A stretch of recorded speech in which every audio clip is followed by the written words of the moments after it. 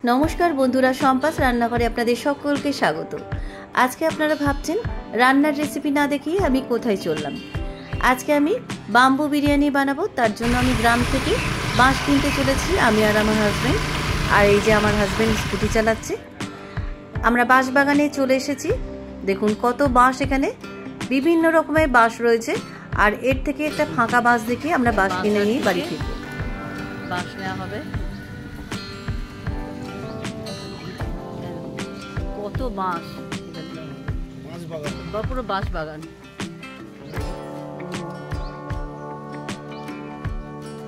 এই বাঁশঝাড়ের থেকে একটা ফাঁকা বাঁশ দেখে বাঁশ কেটে নেওয়া হবে।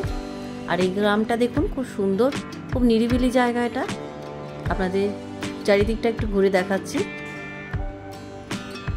এই বাঁশঝাড় থেকে একটা ফাঁকা বাঁশ কেটে নেওয়া হলো। এবার এই বাঁশটাকে ছোট ছোট টুকরো করে কেটে দিচ্ছি। দেখুন কিভাবে কাটছি। একদিকটা ফাঁকা রেখে বাঁশগুলোকে মানে এক হাত করে কেটে নেওয়া হচ্ছে। দেখুন এইভাবে সবকটা বাঁশ কেটে দিচ্ছে।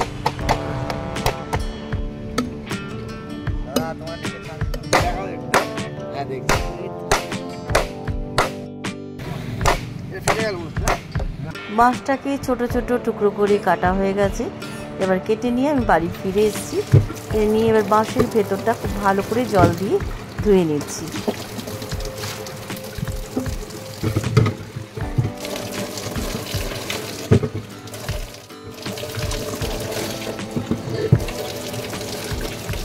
সবকটা বাঁশের ভেতর জল দিয়ে খুব ভালো করে ধুয়ে নিয়েছি। আপনারাও কিন্তু বাঁশের ভেতরটা খুব ভালো করে ধুয়ে নেবেন। এবার বিরিয়ানি বানানোর জন্য আমি এখানে 1 কেজি ছোট সাইজের বাসমতি চাল নিয়েছি। আপনারা এখানে লং গ্রেন বাসমতি চালও নিতে পারেন। এবার চালটাকে আমি খুব ভালো করে জল দিয়ে ধুয়ে নিচ্ছি।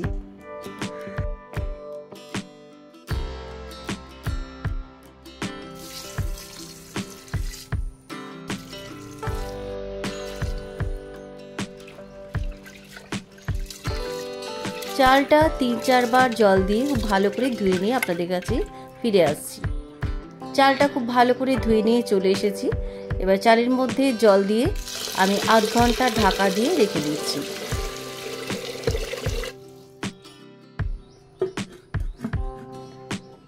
চালটা ভিজতে থাকুক, ততক্ষণে আমি বিরিয়ানির উপকরণগুলো তৈরি করে নিই। একটা বাটিতে হাফ বাটির থেকে একটু বেশি উষ্ণ গরম দুধ নিয়েছি। এবার এই উষ্ণ গরম দুধের মধ্যে অল্প একটু জাফরান দিয়ে দিলাম। এবার এর মধ্যে দিয়ে দিচ্ছি 2 টিস্পুন গোলাপ জল আর দিয়ে দিচ্ছি 1 টিস্পুন কেওড়ার জল। এবার এই দুধের মধ্যে সমস্ত উপকরণগুলো ভালো করে মিশিয়ে দিচ্ছি। আমি এখানে মিঠা আতর ব্যবহার করিনি, আপনারা চাইলে মিঠা আতরও ব্যবহার করতে পারেন। দুধের মধ্যে সমস্ত উপকরণগুলো ভিজতে থাকুক, ততক্ষণে আমি পেঁয়াজ বেরেস্তাটা ভেজে নিচ্ছি। গ্যাসে একটা প্যান বসিয়ে দিয়েছি। প্যানের মধ্যে পেঁয়াজ বেরেস্তা ভাজার জন্য বেশ খানিকটা সরষের তেল দিলাম। তেলটা গরম হয়ে গেছে। এবার এই তেলের মধ্যে আমি 4টে বড় সাইজের পাতলা করে কেটে রাখা পেঁয়াজ কুচি দিয়ে দিলাম। দেখুন তেলটা খুব গরম হয়ে গেছে। এবার গ্যাসের ফ্লেমটাকে কিন্তু মিডিয়ামে রেখে পেঁয়াজ বেরেস্তাটা ভেজে নিচ্ছি। পেঁয়াজ বেরেস্তাটা আমার ভাজা হয়ে গেছে। খুব লাল করে কিন্তু পেঁয়াজ বেরেস্তা ভাজবেন না, তাহলে কিন্তু পেঁয়াজগুলো পুড়ে যাবে, খেতে কিন্তু তেতো হয়ে যাবে। একটা টিস্যু পেপারের উপরে বেরেস্তাগুলো তুলে রাখছি।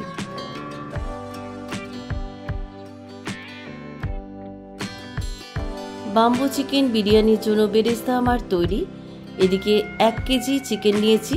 আর চিকেনের পিসগুলোকে আমি একটু ছোট ছোট করে কেটে নিয়েছি। খুব বড় কিন্তু পিস নেবেন না, তাহলে কিন্তু বাঁশের ভেতরে ঢোকাতে পারবে না। এবার গ্যাসে একটা কড়াই বসিয়ে দিলাম। কড়াইয়ের মধ্যে আমি পেঁয়াজ বেরেস্তা ভাজার কিছুটা তেল ঢেলে দিলাম। এবার এই তেলের মধ্যে আমি 3টে মিডিয়াম সাইজের স্লাইস করে কেটে রাখা পেঁয়াজ কুচি দিয়ে দিলাম।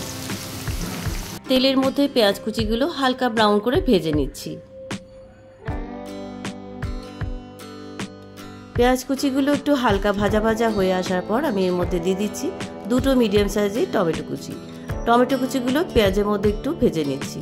টমেটো কুচিগুলো একটু ভাজা ভাজা হয়ে আসার পর দিয়ে দিচ্ছি 1 টেবিল স্পুন রসুন বাটা আর দিয়ে দিচ্ছি 1 টেবিল স্পুন আদা বাটা। আদা বাটা আর রসুন বাটাটা পেঁয়াজ আর টমেটোর মধ্যে একটু ভাজা ভাজা করে দিচ্ছি। তেলের মধ্যে সমস্ত উপকরণগুলো ভাজা ভাজা হয়ে আসার পর দিয়ে দিচ্ছি 1 টিস্পুন হলুদ গুঁড়ো, দিয়ে দিলাম 1 টিস্পুন জিরে গুঁড়ো, আর দিয়ে দিচ্ছি 1 টিস্পুন কাশ্মীরি লাল লঙ্কার গুঁড়ো। এবারে দিচ্ছি 1 টিস্পুন ঝাল লঙ্কার গুঁড়ো। স্বাদ অনুসারে লবণ দিয়ে আমি সমস্ত গুঁড়ো মশলাগুলো ভালো করে কষিয়ে নিচ্ছি। মশলাটা আমার খুব ভালোভাবে কষানো হয়ে গেছে। এবার এই মশলার মধ্যে দিয়ে দিচ্ছি আগে থেকে পরিষ্কার করে ধুয়ে রাখা চিকেনের পিসগুলো। চিকেনের পিসগুলো মশলার মধ্যে ভালো করে কষিয়ে নিচ্ছি।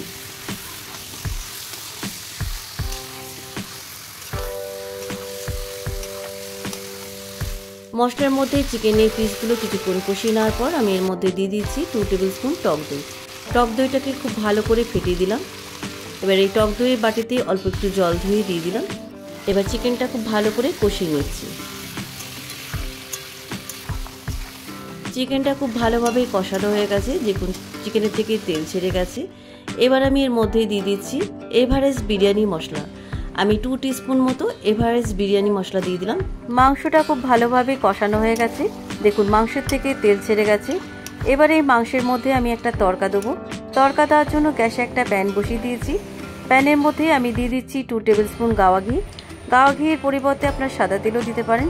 এবার এর মধ্যে গোটা গরম মশলা দিয়ে দিচ্ছি, ছোটো এলাচ, দারচিনির টুকরো, জয়িত্রীর ফুল, গোটা গোলমরিচ আর 2টো বড় এলাচ আর 2টো তেজপাতা আর অল্প একটু গোটা জিরে। ঘিয়ের মধ্যে সমস্ত গোটা মশলাগুলো দিয়ে দিলাম। গোটা গরম মশলার সুন্দর গন্ধ বেরিয়ে গেছে। এবার আমি এই গোটা গরম মশলার তড়কাটা আমি মাংসের মধ্যে ঢেলে দিচ্ছি। গোটা গরম মশলার তড়কাটা দেওয়ার পর মাংসের মধ্যে খুব ভালো করে নাড়াচাড়া করে দিচ্ছি। এই শেষে গোটা গরম মশলার তড়কাটা দিলে পরে মাংসের স্বাদের গুণ অনেকটাই বেড়ে যায়। কিছুক্ষণ নাড়াচাড়া করে দেওয়ার পর আমি এর মধ্যে দিয়ে দিচ্ছি কয়েকটা চেরা কাঁচা লঙ্কা আর দিয়ে দিচ্ছি অল্প একটু ধনেপাতা কুচি আর দিয়ে দিচ্ছি অল্প একটু পুদিনা পাতা। কাঁচা লঙ্কা, ধনেপাতা আর পুদিনা পাতা মাংসের মধ্যে খুব ভালো করে মিশিয়ে দিচ্ছি।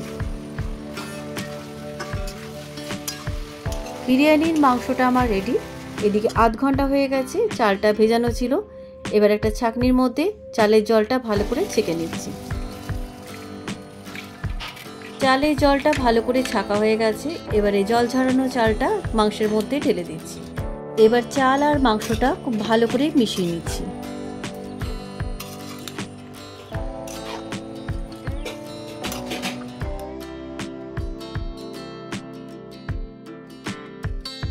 মাংসের মধ্যে চালটা খুব ভালো করে মেশানো হয়ে গেছে। এবার এই চাল আর মাংসটা আমি এবার বাঁশের মধ্যে ভরব। একটা ছোট হাতা দিয়ে আমি কয়েক টুকরো প্রথমে মাংস দিয়ে দিচ্ছি, তারপরে চাল দিয়ে দিচ্ছি।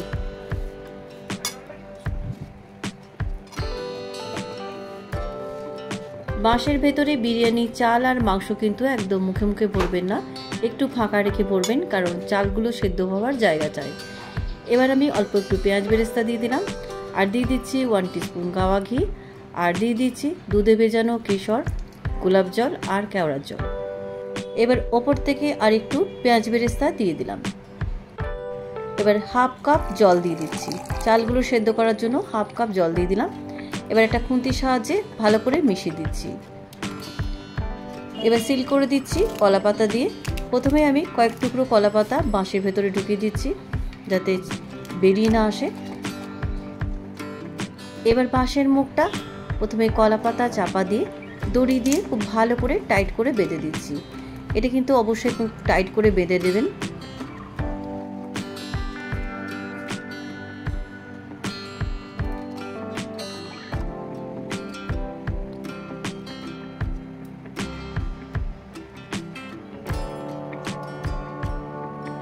এইভাবে সবকটা বাঁশের ভেতরে বিরিয়ানি চাল আর মাংস ভরে আমি বাঁশগুলোকে তৈরি করে নিচ্ছি। আমি যা চাল আর মাংস নিয়েছিলাম তাতে আমার 6টা বাঁশ লেগেছে, আর এই 6টা বাঁশের ভেতরে বিরিয়ানি চাল আর মাংস ভরে নিয়েছি। এবার এই বাঁশগুলোকে আমি আগুনে পুড়িয়ে নেব। আমাদের গেস্ট হাউসের বাইরে আমি তন্দুর ভাটিতে আগুন জ্বেলে নিয়েছি। তন্দুর ভাটিতে আগুন জ্বালানো হয়ে গেছে, দেখুন এখনও ধোঁয়া উঠছে। ধোঁয়াটা কমে যাওয়ার পর আমি এক এক করে বিরিয়ানি ভরা বাঁশগুলো তন্দুর ভাটিতে লম্বা লম্বা করে সাজিয়ে দিচ্ছি। এভাবে সবকটা বিরিয়ানি ভরা বাঁশ আমি তন্দুর ভাটিতে ভরে দিলাম। আধ ঘন্টা পরে আমি বিরিয়ানির বাঁশগুলোকে একটু ঘুরি ঘুরি পুড়িয়ে নিচ্ছি।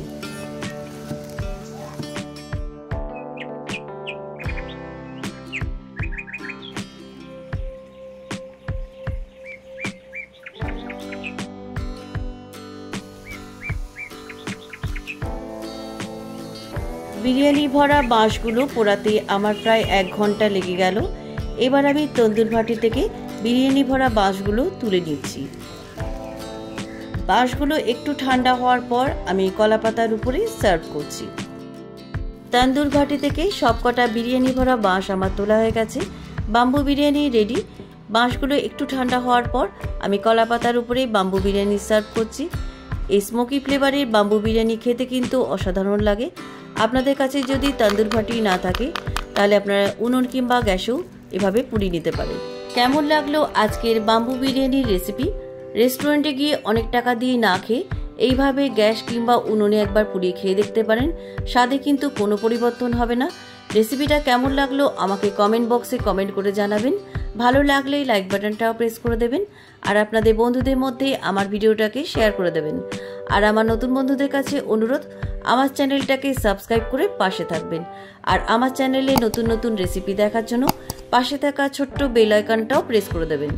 আজ তাহলে চলি, আবার একটা নতুন দিনে নতুন রেসিপি নিয়ে আপনাদের কাছে চলে আসবো। সবাই ভালো থাকবেন, সুস্থ থাকবেন। ধন্যবাদ।